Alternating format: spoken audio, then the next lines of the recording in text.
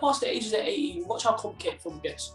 Agents, money, transferring, arguing over money, arguing over deals, this, that, the other. Trust me, football's all a business. It's cutthroat. There's no friends in the game. None. Yeah. They don't care about you. They just care about their pocket. Compared to other people, you're not going to be that kid where it's all perfect and you've gone through the academy system from 12 to 16 or 12 to 18, then you sign your pro, then you're playing first team. It's not going to happen. Sometimes you have to go in at academies at 21. Hi everyone, welcome to my new platform. I'm very happy to say we have AJ SEALY on today. AJ, how are you, mate? I'm not too good. I'm not too good. I'm not too bad. Sorry. I'm not. He's messed up already.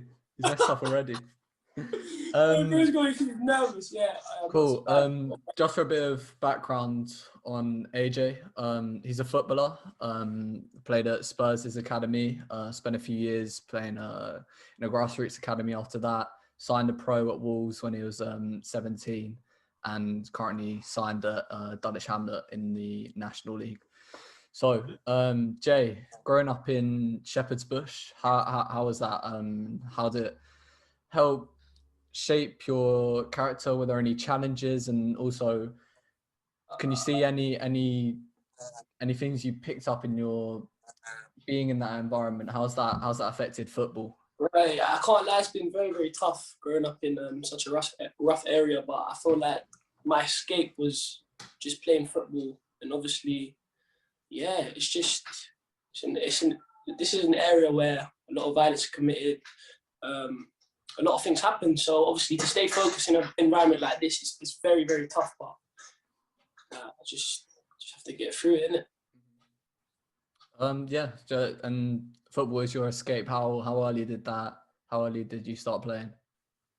Well, I started playing from 3 years old, but competitively, it was 7. I started playing when I was 7 competitively. And at that age, did you notice that you had something special even before Spurs? Were people saying you got a talent? A lot of people were saying that I had talent, but the thing was, like, I'm so young. I didn't really think in that way. Like I just enjoyed football and I just played football, if that makes sense. So obviously, I knew I was always good at football, but at them ages, at 3 and 7, I didn't really think of it like that. As in, like, wow, I've actually got talent, I could take it somewhere. I just played football and just enjoyed it. Mm-hmm. And yeah, just on that point, getting picked up by Spurs, how did that come about? And going into Spurs, was it that sort of mindset? Like, it's just how it came about was that I was at a team called Ballers FC. This was my grassroots team. This is where I came up from and I learned everything from. I was there, and then I think I was in Regent's Park, and I played the game in Regent's Park, and then obviously I think I was like young, and we beat a team like, I don't know, it was like 15-0 or something like that. It's like mad. And I think I scored like, bro, I'm not even gonna lie, I scored like 12 goals or something like that. And there was a scout there, and he was just like, wow, who's that kid? Yeah. So I landed up going up to Spurs. The first I went up straight away. I went on trial straight away. I didn't get in, but it was like, we see mad potential in you. So obviously they put me down to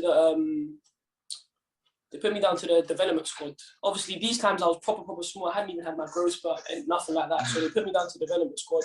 I think I was in development squad for about 6 months to a year.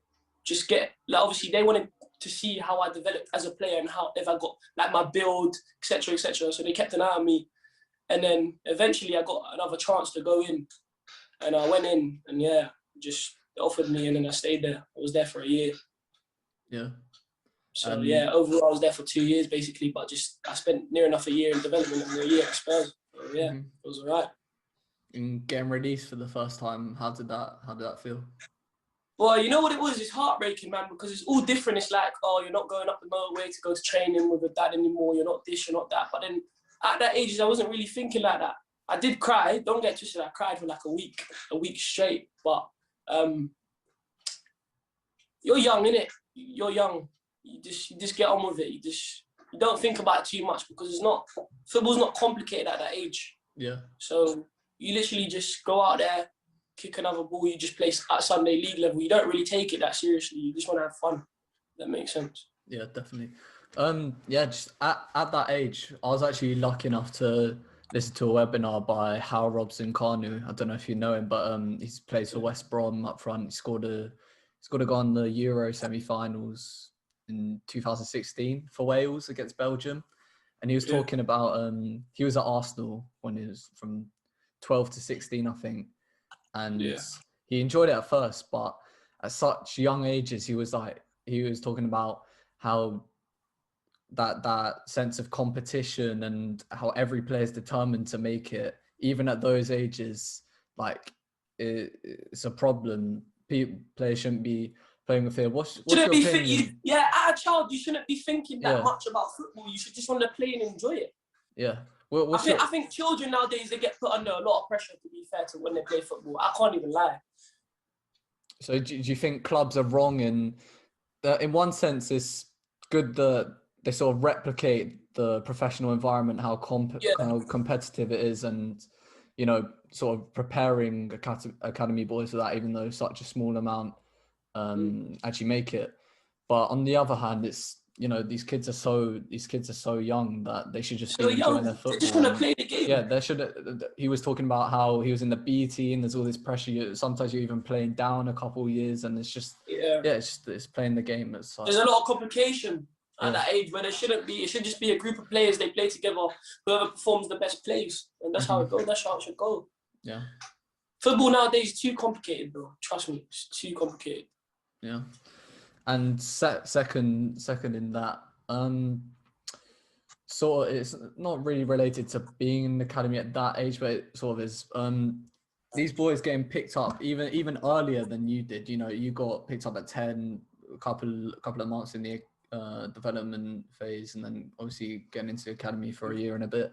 But kids getting picked up at 6, 7, 8 to join pre-academies, and then, you know, going through these academies for the bulk of their teenage years.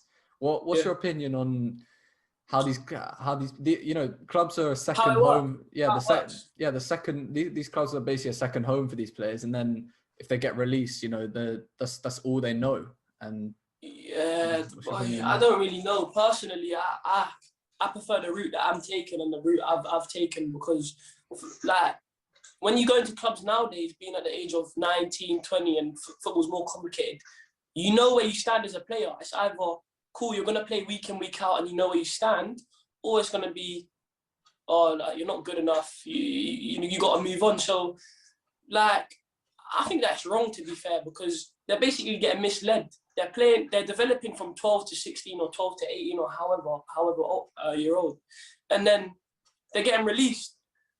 So it's like, when they're coming out, they're thinking, shit, what am I gonna do? Maybe I need to take school more seriously, or maybe I need to get a job. And that's not really what they want to do, because they're getting misled. They're thinking 12 to 18, yeah, I'm gonna be a professional footballer. I'm gonna play first team games, and then bang, they get hit with, you're not good enough. You can't play here no more. And then most kids that come out of academies, like, a lot actually struggle to get teams, regardless of who they've played for. Like, look at my CV now, bro. Like, and I'm at Dulwich Hamlet. I'm not saying it's a bad step, but people always say to me, you should be pro, or you should be playing there. You're too good to play at level. But I'm still here. Do you know what I mean? Yeah. So it's like, you're kind of misleading them to a certain extent, innit? But what can you say, innit? I don't know. Yeah, I think it's interesting, because obviously there's problems with, you know, being in the academy. Obviously it's competitive. We play with fear and all that, but there's also problems with the route that you went up by, because obviously if you're playing in grassroots, you're obviously feeling more free to express yourself, but on the other hand, you're not getting that same level of quality that you would get in the academy, the same level of coaching, facilities, all that. So yeah, I think that's very interesting. Were you ever interested in anything at school, or like was it just football? Since I started kicking the ball, football is the only thing I've had interest in. So when I was at school, I never even focused. Don't get twisted, I got 5 GCSEs. I'm not dumb, but it was just never in my interest to do anything to do sport related, regardless. Like, I always said to myself, I'm going to be working in the sports industry, whether it's a coach, personal trainer, footballer, but my main focus And it's scary because even at year 7, my main focus was just to play football. Like, you know, there's some kids that they're like, oh yeah, they get excited, they go to school and they want to take interest in it in the first couple of months. But bro, that it was just straight football. I don't know what it was. Just football. I was just obsessed. I'm still obsessed with it. Mm-hmm. Cool. So played the grassroots for a few years, Conquest Academy, and then Wolves. How did that come about? So I played in one game. I think it was an evening game. I think it was like 7:45 kickoff. I don't know. Still remember that? I played like, I don't know. I was playing Prem. I don't know what happened. I was just expressing myself. I was just doing the madness. Obviously, there was an agent there. These times I never had an agent. Mm-hmm. There was an agent there watching. I scored a hat-trick. And my last goal was a lob from near enough the halfway line. And he was like, wow, this kid is just a joke. Afterwards, I went into the bar, got my sandwiches, came over, spoke to me. He was like, yeah, you got 2 choices. You can go Burnley or you can go Wolves. Picked Wolves straight away. Went up to Wolves, trained for 5 days and played a match including them 5 days. So 4 days I trained and then I played a match. And I was training with the under-23s at 17. And then there was like, they put a contract on the table and I was like, yeah, I want to sign you. And I was just like, yeah, man, job done. So you didn't even know the guy before, the agent? Yeah, I didn't even know him. I didn't know him. I hadn't spoken to him. I didn't know who he was. That's crazy. So you're just playing a match and then, so 1 minute you're playing for an... 1 minute I'm at grassroots level and then the next thing I'm a pro. In the next 5 days I'm living in a fast lane. So... That's crazy. The way it came about, if you was there and you witnessed it, you'd have been like, wow, like... This is what I'm trying to say. That's the message that I'm trying to get out to people. Your life can change like that. Yeah. Your life can change like that. Tomorrow you could wake up and be what you wanted to be because someone's watching you. Bro, at this moment, someone could be watching everything I do. Yeah. I wouldn't know. I don't know. Cool. So first year at Wolves, how was that? Yeah, the experience, it was very, very good. Very, very good. Like the facilities, the training, everything in general. But you know, some places are not for you. Like they're not meant for you. You know what I mean? But yeah, I enjoyed it. My overall experience there, everything there, the people there were good. It's proper nice. And following that, your first loan out to Farnborough in January 2018. Yeah. How did that come about and how did you see it? Was it cool? And it's good to get some experience in the lower leagues, or was it a bit of a setback? It was an opportunity to play first team, and obviously at that point I'd been suffering from a fractured ankle. It wasn't that bad. It was kind of a little niggle, but it was playing up. So when I'd come back into the squad and 23s, I was still performing in training, but I was thinking, why am I not starting? So I ended up getting a loan. I think I went out on loan at, what age did I go? Like 19, 18? 18, I think, yeah. You know, yeah, 18, I went out on loan. And I was thinking, all right, cool. Let me just rip it up. Landed up ripping it up. I think I scored silly amount of goals, silly assists. Then I got recalled straight back to Wolves. And then eventually when I'd gone back, I started in the team. I was starting a good 4 or 5 games in the team. And then, yeah, we just went from there. That loan was all right. It wasn't too bad. But obviously, at that point, I think I could have played higher. And I should have played higher. I should have got a better loan. But everything happens for a reason, isn't it? Yeah. So then, after that, you know, you've been called back because you're playing so well and you're getting games. So what were your feelings like when they're like, cool, AJ, we're transferring you out to Farnborough permanently?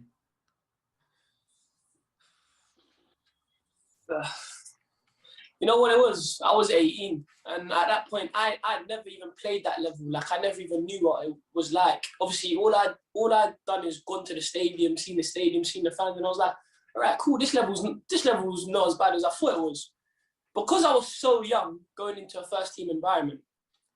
I thought it was like wow. Do you know what I mean? I'd never been at nothing like that before, so it was a new experience. But being transferred over there as a permanent, personally for me, I don't think it was the right move. But I'd been advised from my agent to do that, so I ended up going there permanently for a year. And as you say, you're definitely too good of a player to be playing at that. I'm not saying it's a low level, but obviously you're at a Premier League academy and you've just gone down that low. I should have been in the football league. I should have went to League 2 or League 1, but you know what? I'm just experiencing all these things. Before, I didn't know about agent. I didn't know about money. I didn't know about car. I didn't know about I've come from the gutter. I've come from trenches. I was playing out in jeans and AstroTurfs. Yeah. Do you know what I mean? So one of them guys wearing AstroTurfs everywhere. Yeah, I didn't know about these things. I'm being serious. Yeah, no, of course. Yeah. Honestly, I didn't know that. I didn't know anything about that. All it was for me was just to play football. Mm-hmm. I didn't know until I got to the ages of 19, 20. That's when I started learning about money and cars and learning how to look after myself and do all these things. So it's all new to me, innit? It was all new. Obviously, if I'd known beforehand, things probably would have been much different now. Like, I would have been laughing. Mm-hmm. So how important do you think it is that there's a improved education, if you like, for young players? Knowing what they're actually getting into in terms of adult football is such as a big step up. There's so many complications. And that's where we need more people to actually show younger people what they're actually getting into, because a lot of them that play football nowadays don't know what is. Like, they just think there's a lot of politics in football. They're just growing up. They don't know nothing about football. Trust me. When you get past the ages of 18, watch how complicated football gets. Agents, money, transferring, arguing over money, arguing over deals, this, that, the other. Trust me, football's all a business. It's cutthroat. There's no friends in the game. None. Yeah. They don't care about you. They just care about their pocket. Yeah. They just care about their pocket. They don't care about you, man. Trust me. You're just one of. You're not special. You're just a player. You got many players. Really interesting. So yeah, I know you had on the back of that spell at Farnborough, I know you had difficulty with agents and managers. Could you give us a bit of insight on your own experience with that? Oh man. Oh, what, you're talking about the being retained? Mm-hmm. So with my agent, there was a deal supposedly there was so many teams that came in for me on that season for Farnborough. When I scored, I think 11 goals and I got 7 assists or something like that. Yeah. Yeah. There was a lot of teams that were coming in for me. That I think QPR was one. Mm-hmm. They were trying to get a deal. This is what I heard, and I'm not 100% sure. So do you know what I mean? I don't want people looking at this and thinking, like he's lying, blah blah. So yeah, there was supposed to be a deal coming about. Then I was supposed to go somewhere, but then I ended up not going.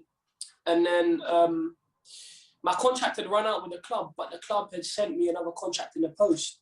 Obviously, I declined a contract. After declining a contract, you're retained. So obviously, they're allowed to get compensation off a team that you signed for. If that makes sense.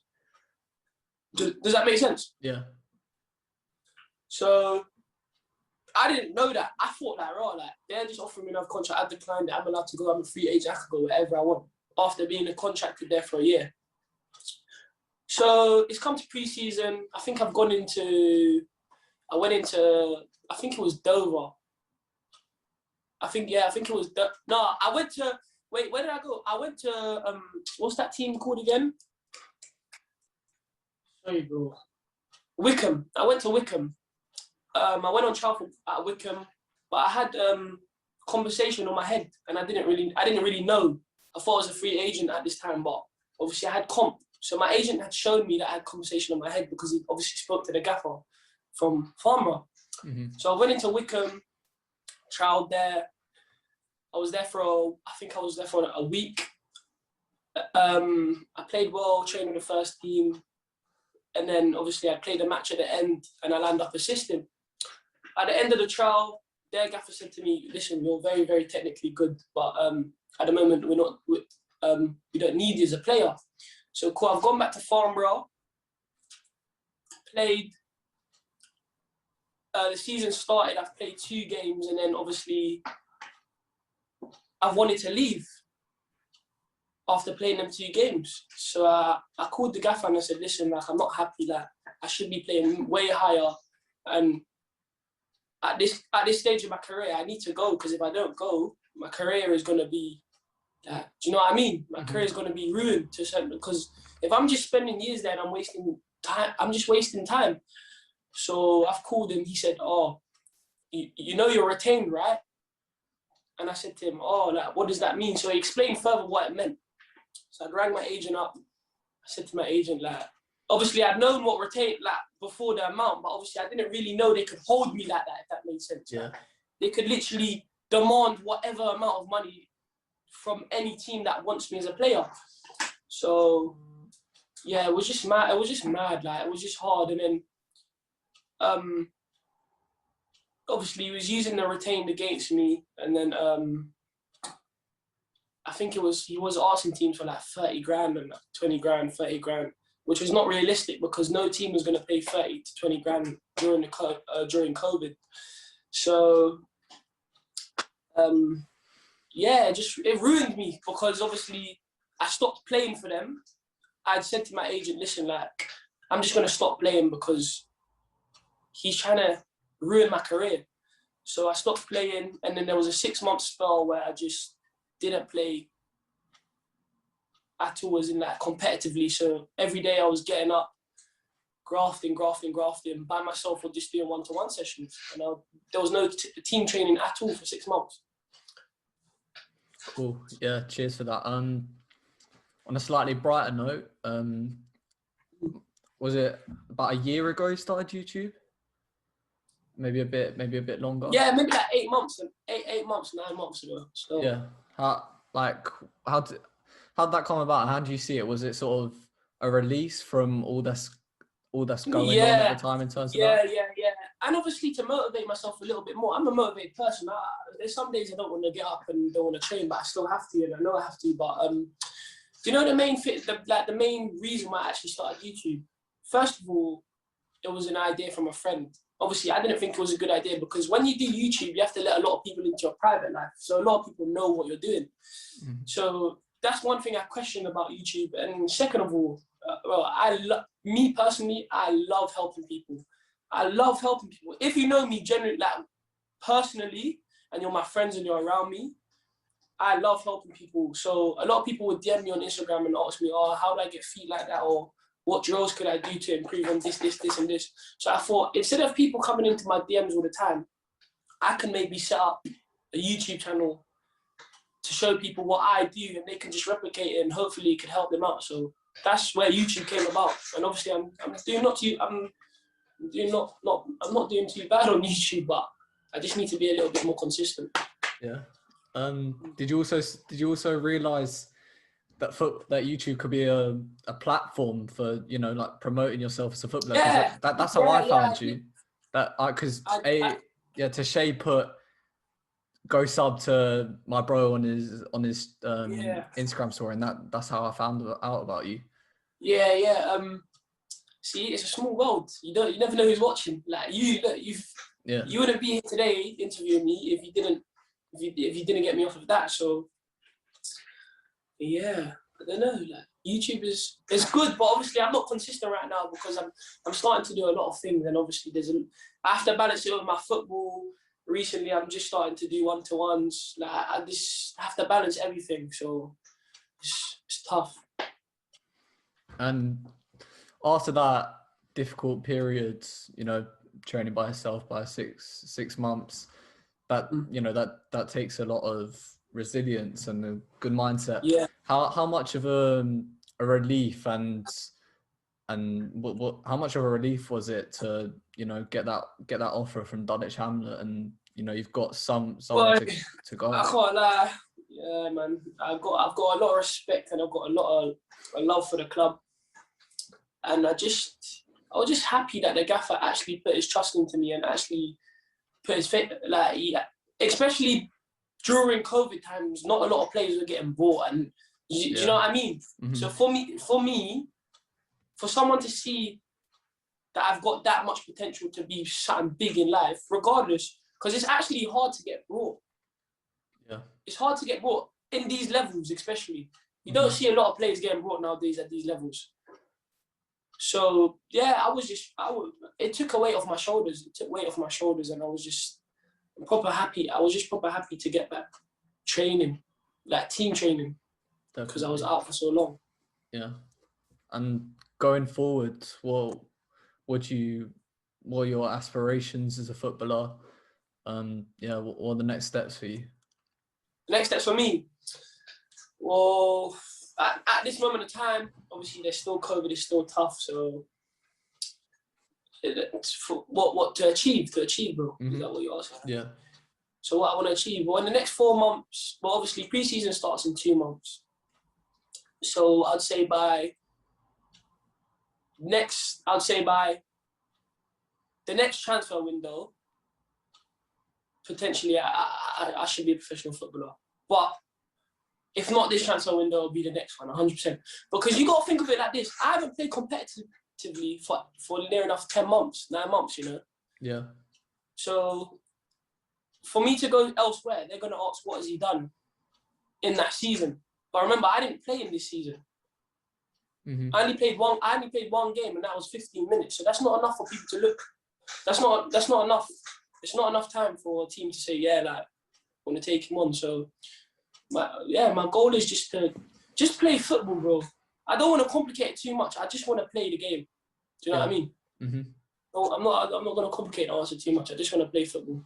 Just be a professional footballer. Cool. On that note, like, you know, you haven't played competitively for 10 months. I know there's a lot of people out there, myself included, whose seasons have just been really stop and start and had to be training on their own. What would your advice be to any footballers in any level of the game to just keep going at the moment? Yeah, that's my last. Like, just don't ever give up, because you'll never know where you can get, if that makes sense. So if you used to give up tomorrow, then your opportunity could have been around the corner, or your opportunity could be tomorrow. So for me personally, if you're finding it hard, if you're finding it tough training right now by yourself, and you're not motivated, you have to be motivated, because when football comes back, there's going to be people that are 1 and 2 steps ahead of you. So just all I can say is keep going, and just always have belief in yourself. Brilliant. That's great. It's really interesting to hear about the challenges in the lower leagues, and you know, your experience with them, and especially in the younger ages. I think it's really important for people to hear about. It's not the be all and end all if you get released. Like, I know there's a guy, like, I've seen him on Rising Ballers. I think it's Reese. There was a thing on the BBC the other day about how he got released by Newcastle. It's done a pro contract at Newcastle or something when he was 17. And yeah, I just think it's a very important issue for people to know about. Just getting released. It's not the end, and yeah, just keep. It's going. Not. Do you know what it is? What will be at the end of the day? What will be in it. If you're meant to be a professional footballer, it doesn't matter whether you get a pro contract at 21, 22, 23, 24, 25. If you're a pro footballer, you're a pro footballer. There's no. The one thing that gets me not angry but upset is that people say, "Oh, it's too late. Am I too old?" You're never too late or too old. It's just your journey is going to be written different. Compared to other people, you're not going to be that kid where it's all perfect and you've gone through the academy system from 12 to 16 or 12 to 18, then you sign your pro, then you're playing first team. It's not going to happen. Sometimes you have to go in at academies at 21. get a pro then, or you go in at 18, get your scholar, then you get your pro. It's not always gonna happen. It's not. Yeah, because And that's what yeah. people always watch that. People want perfect. People just want perfect. It's not gonna be perfect. To be successful, you have to. There has to be bumps on the road. Trust me. Yeah, You have to go through ups and downs. Yeah, that's exactly like people are so used to being under the illusion, like seeing people like Mason Mount, Mason Greenwood, they've just have it Social media's doing that though. relatively plain sailing since they were 8 or 9. But yeah, I think it's definitely It's being fed, isn't it? Yeah, that's what I'm trying to do on my platform to really expose the issues of that. But yeah, that's all I've got. That's all the questions I've got, and I think we got to the end. So yeah, just massive thanks again for coming on, being the first person on, and yeah, I think it's really interesting. I appreciate it. And when I'm pro, I'm gonna be sitting there, yeah, doing another one with my guy. Definitely. Cool, bro. Thanks.